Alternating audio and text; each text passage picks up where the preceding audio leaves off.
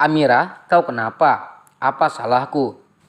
Ferry sudah berusaha mengumpulkan uang untuk bisa menikahi Amira. Saat ini dia sudah memiliki kafe sendiri walaupun kafe kecil, tapi itu atas kerja kerasnya sendiri. Hari ini pikirannya kacau. Dia melajukan motornya ke sembarang arah, tak peduli jalan apa yang ia lalui. Lampu merah membuatnya berhenti sejenak. Dia berpikir tentang bagaimana meluluhkan hati Raul. Tania, matanya tak sengaja menatap sosok wanita yang ia kenali. Dia sedang berada di sebuah ayunan di taman bersama dua anak kecil. Sudah lama mereka tidak bertemu. Hai Tania, apa kabar? Kedatangan Ferry yang tiba-tiba membuatnya terkejut, apalagi penampilan Ferry yang membuatnya sedikit tak mengenali sosok pamannya itu. Ferry, apa ini kau? Tanyanya tak percaya. Kedua anak kecil itu dengan sopannya menyalami Ferry, membuatnya gemas dan mencubit pipinya bergantian. Ini anak-anakmu Tania. Tania menggeleng, bukan Jeb, ini semua keponakanku. Jawabnya memberitahu. Ferry tak tahu menahu soal kehidupan Tania. Amira pun tak pernah membahas Tania sekalipun. Berita tentang Tania yang ia dengar terakhir kali adalah gadis itu sedang hamil, dan ia pikir anak kecil ini adalah anaknya semua. Oh begitu, anakmu di mana? Kenapa tidak diajak kemari? Anakku sudah meninggal, Jeb. Tania mau tak mau teringat kembali momen menyedihkan itu. Ferry benar-benar tidak tahu karena beberapa tahun belakangan ini dia sibuk membuka kafe baru. Dia banyak disibukkan oleh beberapa urusan sendiri sampai-sampai dia tak tahu menahu soal anak Tania yang meninggal. Oh maaf Tania, aku benar-benar tidak tahu. Aku turut berduka cita. Tania memahaminya, dia tidak apa-apa. Dia juga mengatakan bahwa saat ini yang ia butuhkan hanya doa saja. Semoga bisa secepatnya diberi momongan kembali. Bibi mau itu, tunjuk Mesya pada salah satu penjual yang ada di taman tersebut. Kedua matanya mengikuti arah gerak jari mungilnya. Ternyata dia menunjuk seorang pedagang es krim. Mau es krim, paman yang belikan ya. Kalian tunggu di sini saja. Ferry berjalan menghampiri pedagang es krim tersebut lalu memesan 4 cup es krim. Terima kasih paman, ujar Tania. Terima kasih, mewakili keponakannya. Di saat mereka sedang menikmati es krim, ponsel Tania tiba-tiba berdering. Dia kemudian menitipkan kedua keponakannya pada Ferry. Tania berjalan agak jauh dari mereka. Halo kak, di mana putriku? Cepat bawa Mesya pulang. Aku tahu kau kesepian di rumah, tapi jangan bawa anak orang sampai selama ini dong. Mesya juga masih punya orang tua. Nanti siang suamiku akan pulang ke rumah. Jangan membuatnya marah karena tak mendapati putrinya di rumah. Nanti dikira aku tidak bajus mengurusnya.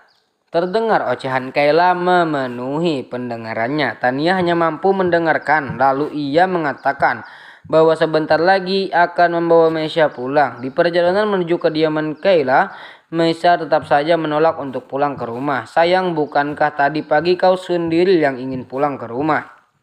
Ayah Riko nanti siang akan pulang. Dia pasti merindukan. Ia perlahan mengusap sudut matanya yang basah. Mesya menangis karena tak ingin pisah dengan Tania. Sedangkan Dion, dia sedang duduk bersender sambil memainkan sebuah gadget yang Tania berikan. Bibi, Misa tidak mau pulang. Mesya menangis dalam pelukannya, membuatnya bingung. Mobil sudah berhenti tepat di halaman rumah Kayla. Terlihat Kayla dengan perut buncitnya berjalan ke arahnya. Sedangkan Mesya menggenggam erat jari jemarinya semakin seakan tak melepaskannya. Mesya, masuk. Kayla berlagak seperti nyonya besar. Wajah angkuhnya begitu menakutkan. Bukannya lekas masuk, Mesya malah bersembunyi di balik tubuh Tania. Dia tidak mau masuk ke dalam. Kayla dibuat kesal dengan tingkah Mesya yang baginya sudah berani membangkang. Mesya, ayo masuk. Kenapa kau jadi keras kepala seperti ini? Kayla menarik paksa tangan putrinya. Tania yang melihat perlakuan kasar Kayla berusaha mencegah, tapi Kayla menepis kasar tangannya. Kak, jangan kasar dengan Mesya. Tania mengekori langkah Kayla, begitupun Dion dan keluar dari mobil dan menyusul Tania. Bibi, Kayla jahat, teriak Dion membuat semuanya menoleh. Anak kecil itu melototi Tania. Tania langsung menarik Dion yang kala itu ingin mendekat ke arah Kayla. Dion, siapa yang mengajarimu sikap tidak sopan seperti itu? Tania memarahinya dengan suara pelan. Bibi Kayla memang jahat, Bi. Lihatlah, aku sudah memotret kelakuan Bibi Kayla. Akan Dion adukan pada Paman Riko, ancamnya. Kayla yang mendengar itu langsung merebut gadget dari Dion. Pergi kalian, usirnya menggebu-gebu. Tapi tiba-tiba Kayla berteriak kesakitan. Au, sakit. Perutnya terasa sangat sakit sampai dia hampir saja ambruk. Tapi untung saja pelayan cepat tanggap. Kak, Tania kebingungan sekarang. Kayla sedang hamil, dia takut bayi dalam kandungannya kenapa-napa. Tanpa pikir panjang, Kayla langsung dibawa ke rumah sakit terdekat. Dion, lain kali jangan bersikap tidak sopan begitu dengan orang yang lebih tua dari kita. Kamu tidak boleh seperti itu lagi, tuturnya lembut. Dion ingin pulang saja. Bibi Tania sama saja dengan Bibi Kayla, menyebalkan. Anak kecil itu merajuk. Dia merasa kesal karena tak ada yang membelanya. Ayah Rino dan Ibu Valencia belum pulang, sayang. Kau harus tinggal dengan Bibi Tania dulu. Dengan terpaksa Tania mengalah walaupun sikap Dion tadi ada benarnya juga. Kayla memang bersikap kasar padanya. Meisha seharusnya Kayla tidak harus seperti itu. Apalagi Meisha masih kecil, takutnya dia trauma. Bibi, ayo jemput Meisha. Dia pasti tidak nyaman tinggal di sana. Mereka berdua memang aneh, kalau berdekatan sering bertengkar, tapi kalau berjauhan salah satunya ingin mereka bersama lagi. Sayang, Meisha kan punya orang tua, jadi Meisha memang seharusnya tinggal dengan orang tuanya. Butuh kesabaran ekstra berbicara dengan Dion. Anak kecil ini memang pikirannya sudah mengarah dewasa. Dia langsung cepat tanggap dengan apa yang ia lihat atau dengar barusan saja. Kini Tania masih terlihat cemas. Dia menunggu dokter selesai memeriksa Kayla di dalam. Di mana suami Nyonya Kayla? Tanyanya setelah keluar dari ruangan. Tania menjawab bahwa suaminya sebentar lagi akan datang, tapi dokter tak bisa banyak menunggu. Akhirnya dia menjelaskan pada Tania tentang keadaan Kayla. Tak masalah serius dalam tubuhnya, hanya saja Kayla harus mengontrol emosinya dan istirahat yang cukup. Akhirnya Tania bisa bernapas lega. Kondisi Kayla baik-baik saja. Bahkan calon bayinya juga baik-baik saja. Dion, kau harus minta maaf pada Bibi Kayla ya, pintanya. Anak kecil itu terdiam sambil matanya melirik ke sana kemari.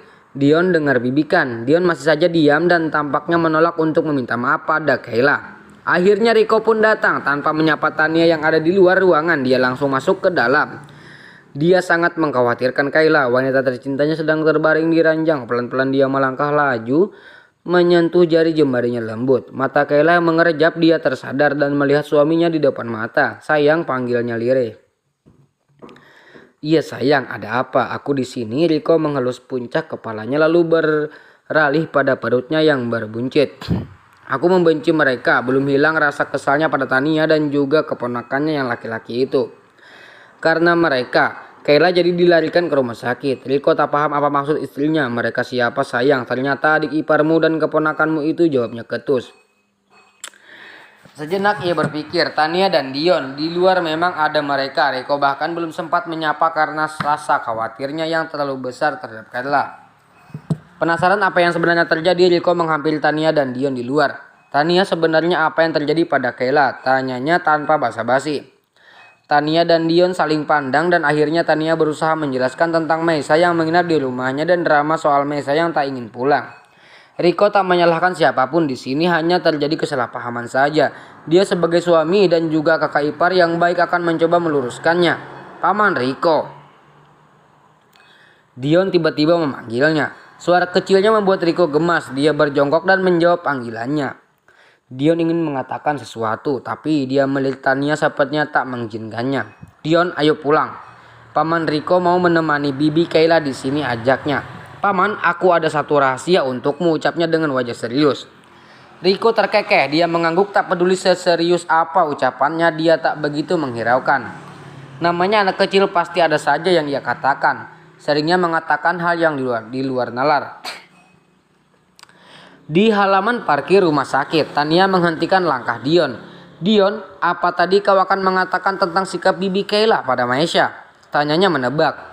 Dion mengelak lalu menggeleng. Tidak Bi, jangan bohong pada Bibi. Dion, Bibi tidak mau nanti kau kena masalah. Jadi lebih baik kau diam saja untuk itu. Biar urusan orang dewasa saja. Sebenarnya sikap Kayla yang kasar pada Meisha tak seharusnya Dion melihat. Itu akan membuat anak kecil itu akan membuat anak sekecil dirinya berpikiran ataupun terbayang-bayang.